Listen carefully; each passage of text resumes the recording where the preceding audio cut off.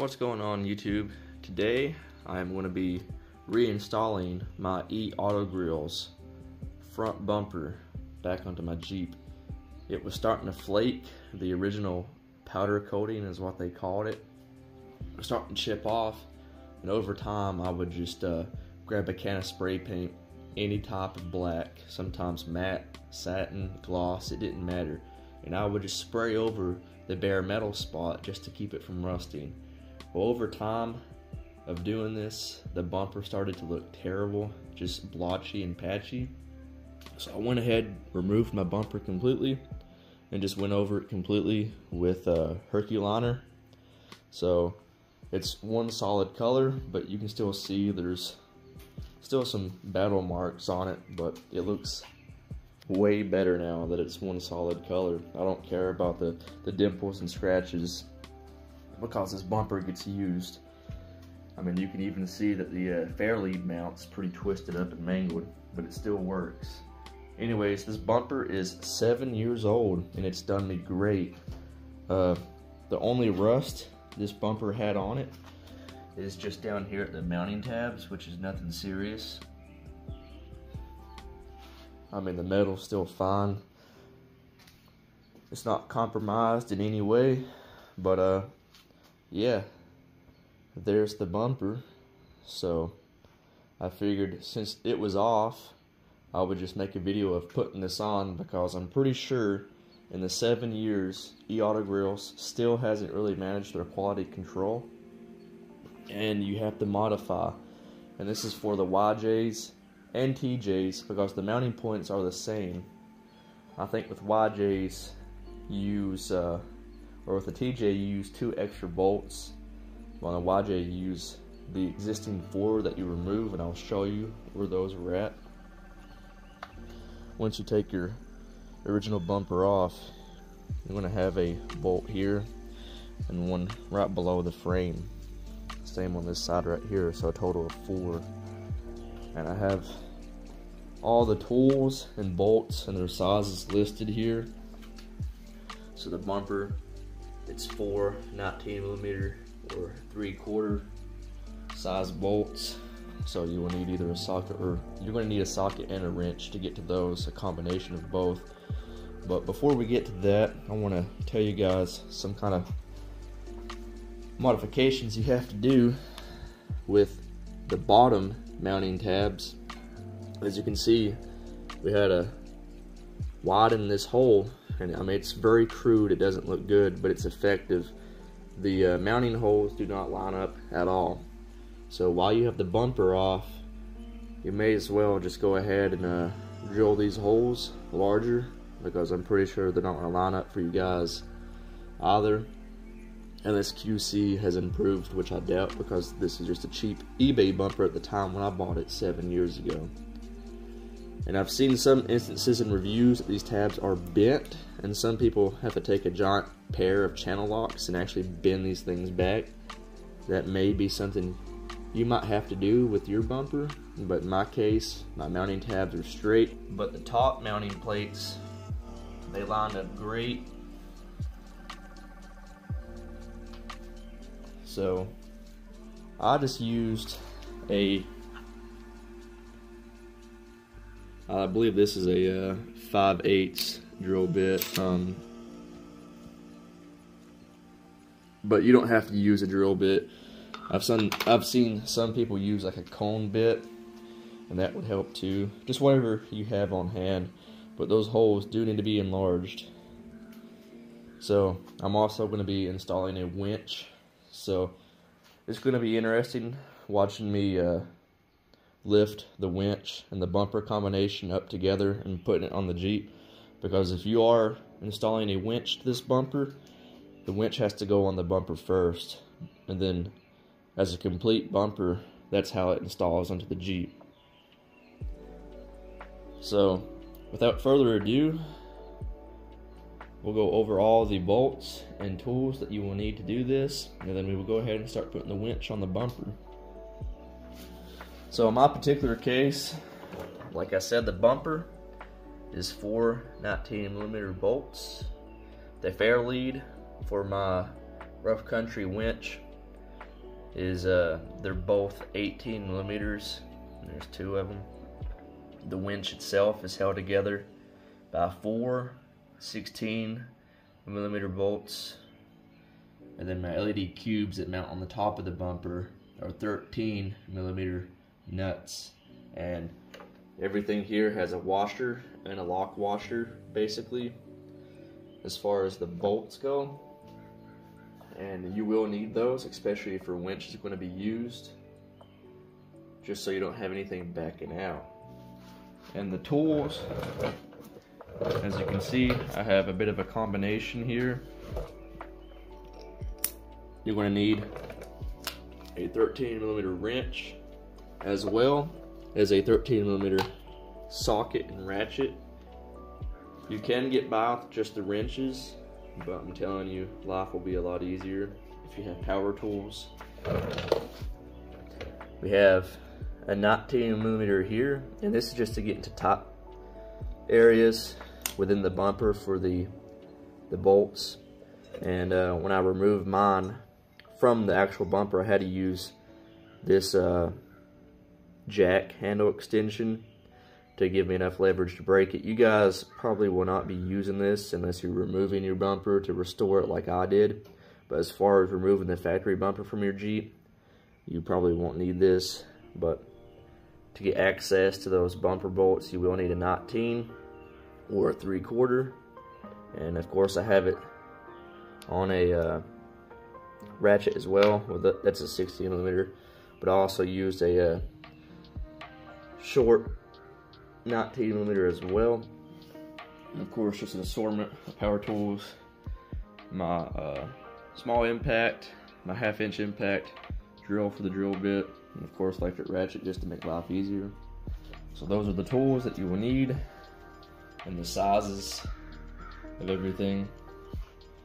So let's go ahead and get that winch mounted up. Another thing I want to note before I put the winch on the bumper is you will need to modify this plastic cover. Either modify it like I did, or you can completely remove it. It doesn't matter. I just cut mine, trimmed it up. As you can see, it's kind of lined up with the very bottom of the rounded part of the P at the bottom of the upper mounting holes. And I drilled 2 holes to run my winch cables through. I just have caps on them right now so they don't arc on anything. But and here are my cubes. They're still wired up, so I'm gonna try to get them set off to the side. So I'm gonna go ahead and mount the fair lead to the front bumper, and we're gonna use a combination of a wrench and an impact with a socket for these 2 18 millimeter nuts and bolts. If you've never put a fair lead on a bumper before, all you do is just get everything lined up. Your fair lead's going to have a top section, usually where your logo will be facing, goes up right. So I'm going to go ahead, get the nuts off these bolts. So line up the fair lead holes with the fair lead mounting holes on the bumper.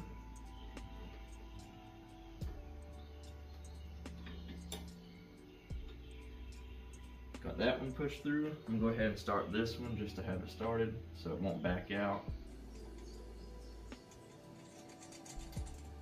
The nut just threads on the back of the bolt, of course. You guys can't see that part, but that's all you're doing is just lining up the bolt through the mounting holes, just like so. And the nut goes in the back of that bolt you just push through. It's very simple.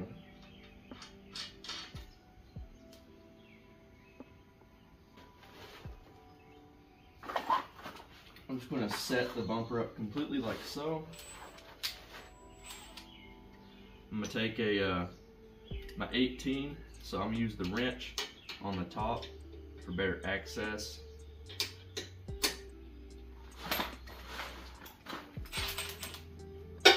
And then I'm using my impact on the back on the nut.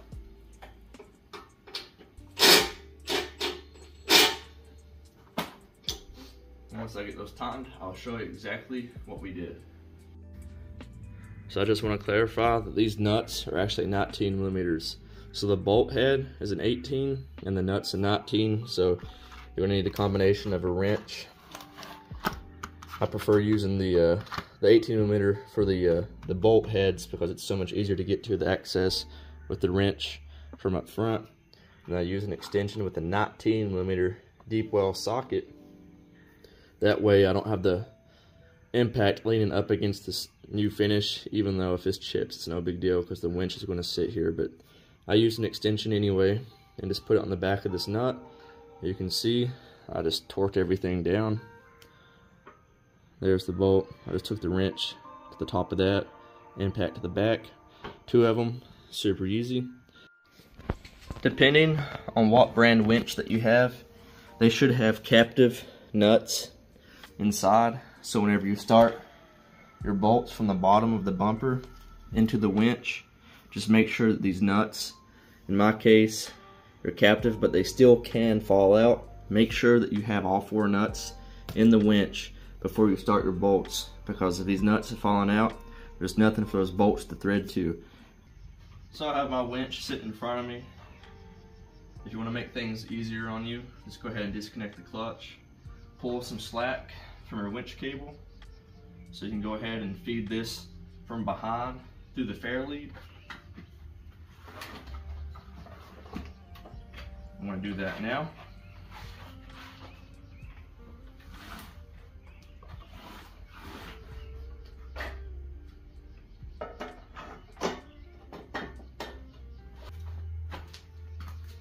I'm going to try to use a screwdriver and grab this loop and just feed it through if I can.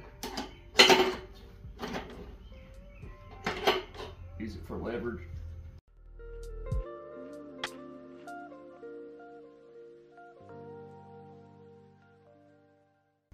Pain in the butt.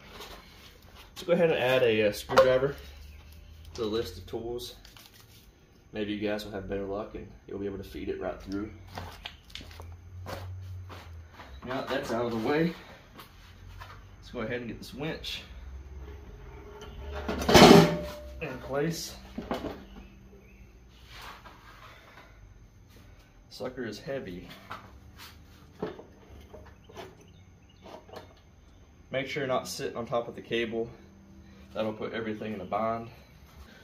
So now I'm just going to line up the winch with the mounting holes, and we'll start the bolts in. I'm going to start 2 in, then I'll show you guys exactly what we're working with. So I have the bumper flipped over where you guys can see those nuts up inside the winch itself. And all I'm doing is just getting these bolts started in by hand, just like so.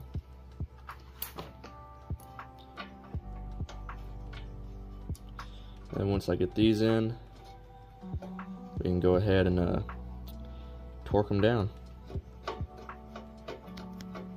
And just make sure these things are torqued good, because you definitely don't want these loose and risk stripping out when you're using your winch on the trail or something. So go ahead and torque these.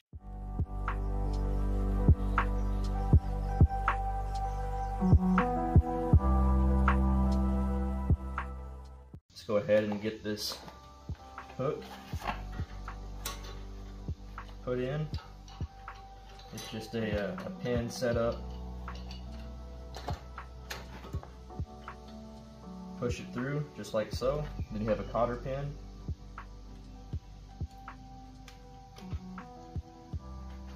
Push the cotter pin through. And then you're going to spread the cotter pin. There it is. I use a pair of needle nose just to help spread out that cotter pin. So before we muscle this thing onto the Jeep, I just want to remind you guys, this is the top portion, here's the bottom. You're going to line those up with your frame holes. Like I said, I had to drill out the bottom ones on the bumper to get it to line up with my bottom on the frame of the Jeep. So keep that in mind. You may have to modify yours. Maybe the quality control has gotten better and you guys don't have to do that, but you know, I would go ahead and test fit it without a winch if you do have one. That way you have so much less weight and you can actually mark where you need to drill or widen the hole. But anyways, let's get this thing on.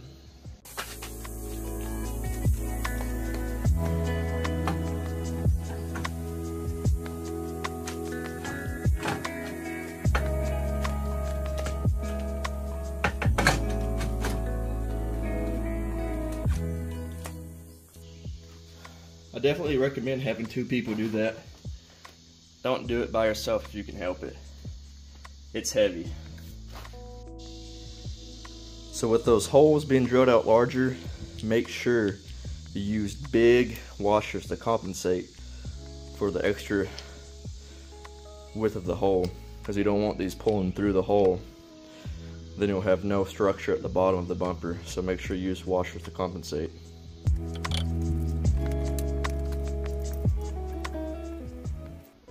Not 10mm for your bottom bumper bolts.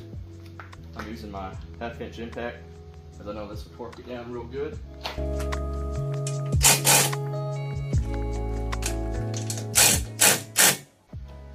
Now we're going to do our top ones.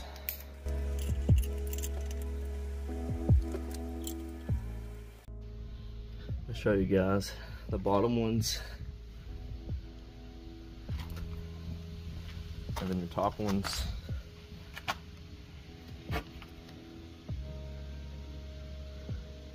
They'll line up with the first hole.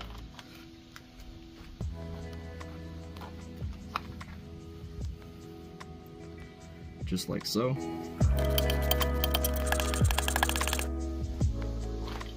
Now we're going to install the D-rings. Very simple, straightforward.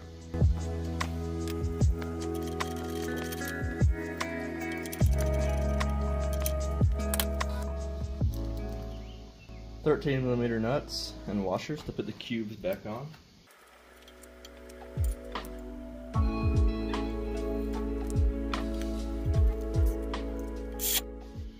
Now I'm going to hook up the ground and power wires to my winch, and they're both held on by 13mm nuts. If you're installing a rough country winch, you're going to have a small ground and you're going to have your large ground.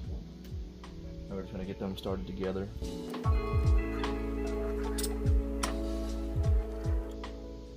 It's kind of tedious to get that started. We're going to need a ratchet wrench to fit up underneath there. So there's your ground wires hooked up. It's a pain in the ass spot. I don't know why Rough Country put it there. But now we're going to hook up our power. It's a 13mm as well with a washer. And once you get this put on, you're just going to put the protective boot back over top of it. I tell you what, getting that boot back on is probably the hardest part of this whole install. But now I can go ahead and shut the hood. And we can take the slack out. That will also let us know that the winch is wired up correctly. We have the remote hooked in. Now we're just going to pull it in. There we go. Everything's wired up right. The bumper's on, and we're looking good. So there it is installed. One uniform color now. And that way, if I ever do scratch it or get trail rash on it, I just use that spray Herculiner. That's what I'll keep buying, so we'll keep using to touch it up. And that's basically it for the install. It's pretty straightforward, just a little bit of drilling and maybe some minor modification needs to be done. And it's just due to the fact that this is a cheap Chinese manufactured bumper basically, but you know, this one's 7 years old. It looks really good. Matter of fact, this was like the first top of this bumper actually seen for a YJ and TJ back in the day. 7 years ago, you had your low profile type of a bull bar, and then you had your stingers, the real tall, pointy bumpers. So I was actually about to buy a stinger, then I seen this kind of middle ground bumper. I think it's called a trail bumper is what E-Autogrilles has it listed as, but this was 7 years ago, so I may be wrong. But I seen it, had to have it, and it's been on the Jeep ever since. I love this bumper. It's done great for me. I mean, for what I gave for it, which wasn't much. I think 7 years ago it was $179, and today it's probably $300, you know, but it's inflation for you. But I've got 7 years of abuse out of this. I've mounted it up against a tree to pull a Dodge 2500 out of a mud pit before, and it's a very solid platform for a winch. I've had no issues. I mean, you guys see in the mounting holes, they're not stripped and they're not wallering out, nothing like that. This thing is doing great. And as always, guys, thanks for watching. Stay tuned for more. This is Rattle Trap YJ if you guys are new to the channel. Stick around. I'll have more Jeep content throughout the days. I'm going to slowly try to get this thing back up to lot. You know, I've already replaced most of the front suspension on it. I have some installation videos uploaded already. But yeah, I know a lot of my old faithful subscribers are on my channel because of this Jeep, because I've had it for so long. So shout out to you guys. I appreciate it, all the support. You know, just a like and a subscribe helps out a YouTuber tremendously, and it's free to do. So as always, thanks for watching, and stay tuned for more.